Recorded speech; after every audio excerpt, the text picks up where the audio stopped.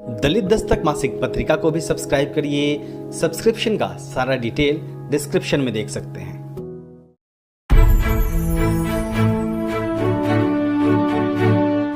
अगर आपने अभी तक दलित दस्तक चैनल को सब्सक्राइब नहीं किया है तो सब्सक्राइब करें, लाइक करें और शेयर भी। ऑनरेबल मेंबर से असाउद्दीन ओवैसी।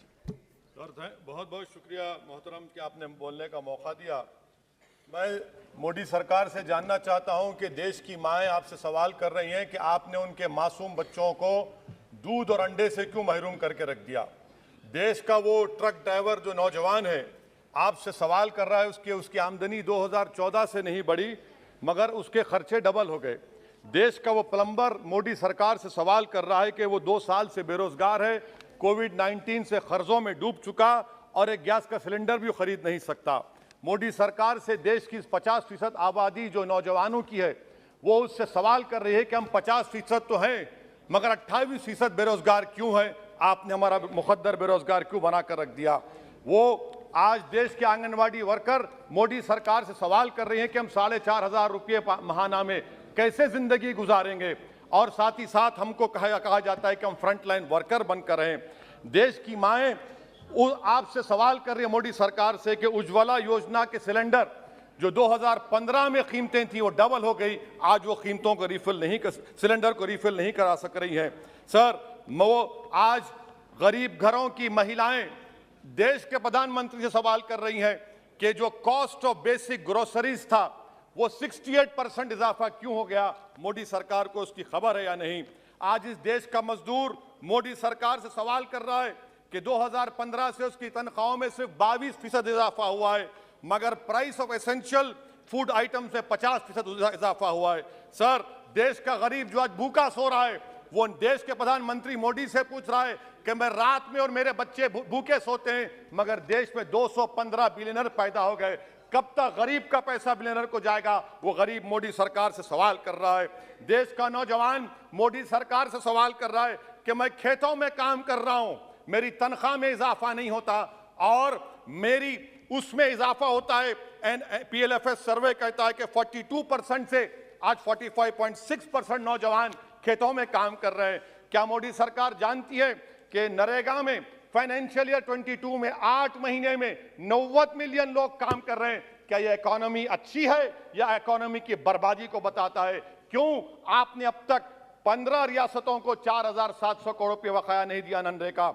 सर वहीं पर एक फौजी टूटे दिल के साथ देश के प्रधानमंत्री से पूछ रहा है कि आखिर आपने 8 साल में देश की इकोनॉमी को बर्बाद कर दिया, इसीलिए आपने अग्निवीर को लाया। आज वो सिपाही का दिल टूटा हुआ है जिसने अपनी जवानी चीन और पाकिस्तान के फौजों के खिलाफ आंखें डालकर खड़ा हुआ था। आपने इकोनॉमी को बर्बाद कर दिया और अग्निवीर देश के नौजवानों को मुकद्दर बनाकर देश की सुरक्षा से आपने खिलवाड़ किया है।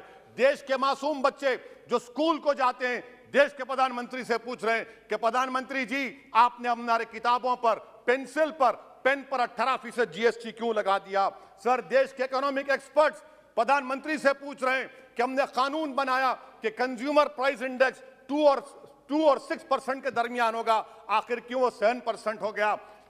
WPI 15% हो गया। सर देश के 40 करोड़ गरीब से गरीब देश के प्रधानमंत्री को खुलकर जवाब दे रहे हैं और पैगाम पहुंचा रहे हैं कि इन्फ्लेशन करप्शन के बराबर है। वो 40 करोड़ गरीब देश के प्रधानमंत्री से कह रहे हैं कि आपकी सरकार में और यूपीए की सरकार में कोई फर्क नहीं है, इन्फ्लेशन उनकी नजर में करप्शन है। सर देश के गरीब आदमी जो 95% FDs में डालते हैं वो देश के प्रधानमंत्री से पूछ रहे हैं कि आपकी सरकार के गलत फैसलों से 7% इन्फ्लेशन की वजह से वो 3.5% पर एनम उनको लॉस हो रहा है। सर वहीं पर देश के गरीब प्रधानमंत्री से पूछ रहे हैं कि हम आपकी गलत पॉलिसियों की वजह से आटा, बिस्किट, टूथपेस्ट कम खरीद रहे हैं।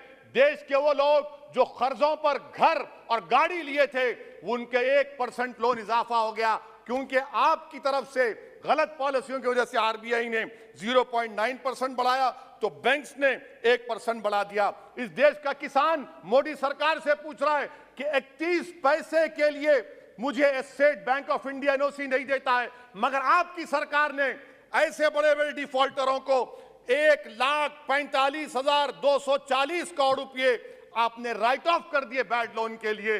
देश का गरीब, देश के, सर आई एम कंक्लूडिंग, देश का गरीब देश के प्रधानमंत्री से पूछ रहा है कि आखिर वो कौन सा बड़ा सरमायादार है जिसका नाम ए से शुरू होता है। 14,000 करोड़ दिया जाता है, 12,000 करोड़ दिया जाता है, एनपीए होता है। ये कब तक ये स्कैम होगा?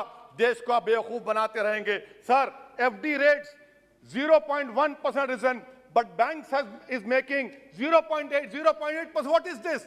And in conclusion, sir, मैं खत्म करने से पहले याद दिलाना चाहता हूं कि हमारे फाइनेंस मिनिस्टर ने किसी एक बजट स्पीच में एक शेर पढ़ा था, यकीन हो तो कोई रास्ता निकलता है, हवा की ओट भी लेकर चिराग जलता है। मैं कहना चाहूंगा कि फाइनेंस मिनिस्टर साहिबा, आपने गरीबों के चिराग को गुल कर दिया, आपने दौलतमंदों की हवा में इजाफा कर दिया, आपने गरीबों के रास्ते पूरे बंद कर दिए। और शायर ने सही कहा था देश के प्रधानमंत्री के बारे में कि जो कहता था तारे तोड़कर लाऊंगा, जो कहता था तारे तोड़कर लाऊंगा, उसने आसमान ही गिरा दिया मुझ पर। सर, ये इनकी पॉलिसी है। सर, कंक्लूड कर रहा हूं, ये इनकी पॉलिसी। सर खत्म करें दीजिए, खत्म करें। ये मोदी सरकार की पॉलिसी है। देख लीजिए सर, सिर्फ 50 एमपी बैठे, इनको प्राइस राइज से मतलब नहीं है, मगर देश की जनता का आक्रोश समझिए, गुस्सा समझिए। आपको समझना पड़ेगा, आज गरीब मायूस है सरकार से। Thank you sir.